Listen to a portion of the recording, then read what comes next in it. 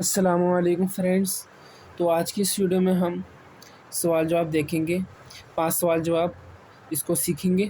تو سب سے پہلے کیا ہے، سواد وقف کی کون سی علامت ہے اور اس پر کیا کرنا چاہیے؟ جو سواد ہوتا ہے یہ کون سی علامت ہوتی ہے؟ تو یہ ہے وقف مرخص کی علامت ہے، یہاں ملا کر پڑھنا چاہیے۔ اس سے پہلے ہم نے دیکھا تھا 5 علامتیں، تو جس میں سے تا کی تھی، گول تا کی جو دائرہ ہوتا ہے، اور وقف لازم، وقف مطلق، وقف جائز اور وقف مجوز کی علامت تھی۔ وہ ہم نے 5 کی 5 دیکھ لی تھی، کہاں پر ٹھہرنا چاہیے، کہاں پر نہیں ٹھہرنا چاہیے۔ اسی طریقے سے کچھ علامتیں یہاں بچی ہوئی ہیں، اس کو دیکھ لیتے ہیں۔ تو سواد جو ہوتا ہے وقف مرخص کی علامت ہوتی ہے، ٹھیک ہے۔ مرخص تو یہاں پر کیا ہے، ملا کر پڑھنا چاہیے۔ قرآن پاک میں کہیں بھی سواد جو ہے بیچ میں آ جائے تو وہاں پر کیا کریں گے، ہم ملا کر پڑھیں گے، ٹھیک ہے۔ اب لام کا کیا ہے، لام پر وقف کی وضاحت فرمائے، ٹھیک ہے۔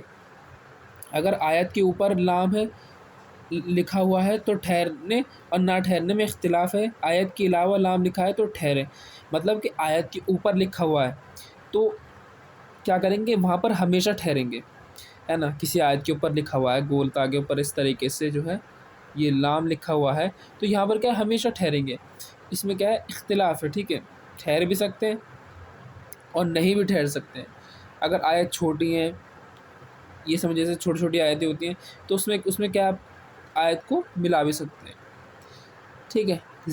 آیت کے اوپر کوئی بھی اس میں علامت ہو ہمیشہ ٹھہریں گے، ٹھیک ہے۔ لیکن اگر بیچ میں آ جائے لام خاص کر تو وہاں پہ نہیں ٹھہریں گے۔ لام کا مطلب ہی یہی ہوتا ہے نہیں، ٹھیک ہے۔ اعادہ مطلب کیا ہوتا ہے کہ بائی چانس آپ کبھی رک گئے بیچ میں تو کیا کریں گے، آپ پیچھے سے ملا کر پڑھیں گے، ٹھیک ہے۔ وقف کرنے کے بعد پیچھے سے ملا کر پڑھنے کو اعادہ کہتے ہیں۔ مطلب کہنے کا مطلب یہ ہے کہ علامت نہیں تھی بیچ میں لیکن آپ رک گئے تو آپ کیا کریں گے کہ پیچھے سے ملا کر پڑھیں گے۔ پیچھے سے ملا کر پڑھنے کو ہی اعادہ کہتے ہیں، ٹھیک ہے۔ اچھا، یہ یہاں پر یہ ختم ہو گئی 3 جو رہ گئی تھی، ٹھیک ہے۔ تو ہم نے کیا پڑھا آج، سواد کے بارے میں پڑھا۔ سواد کی کون سی علامت ہوتی ہے، وقف مرخص کی علامت ہوتی ہے۔ اور لام کیا ہوتی ہے، لام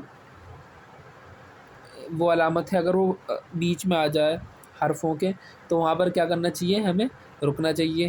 جو اعادہ ہوتا ہے، اعادہ کہتے ہیں، کیا کہتے ہیں، دوبارہ سے ملا کر پڑھنا۔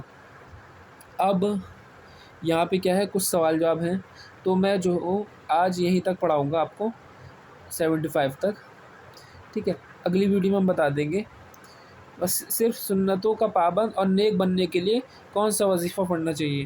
تو سنتوں کا پابند ہونے کے لیے کیا ہے، ایک وظیفہ ہے، اس کو آپ پڑھ لیں۔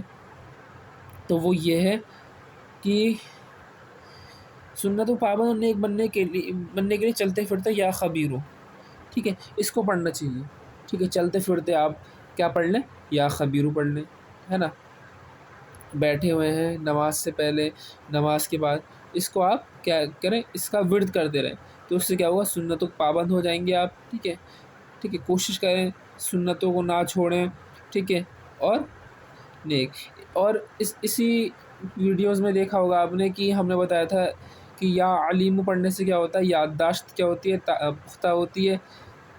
زیادہ تر حفظ والوں کے لیے، ہے نا، جن کو چیزیں یاد نہیں رہتی ہیں ان کے لیے ہم نے بتایا تھا کہ یا علیم پانی پر دم کر کے پیا کریں، ٹھیک ہے۔ اس کو پڑھ کر دم کر کے یاد کیا کریں، اس کو پڑھنے سے پہلے پڑھ لیا کریں، ٹھیک ہے۔ رب اشرح لی صدری ویسر لی امری واحلل عقدۃ من لسانی، اس سے کیا ہوتا ہے، لکنت جاتی ہے زبان کی، اس کو پڑھ لیا کریں۔ رب زدنی علما، یہ ساری دعائیں جو ہیں یہ علم سے متعلق ہیں، اس کو پڑھ لیا کریں تاکہ کیا ہوگا، آپ کو چیزیں یاد رہیں گی اور اس سے سنتوں کے پابند ہو جائیں گے، ٹھیک ہے۔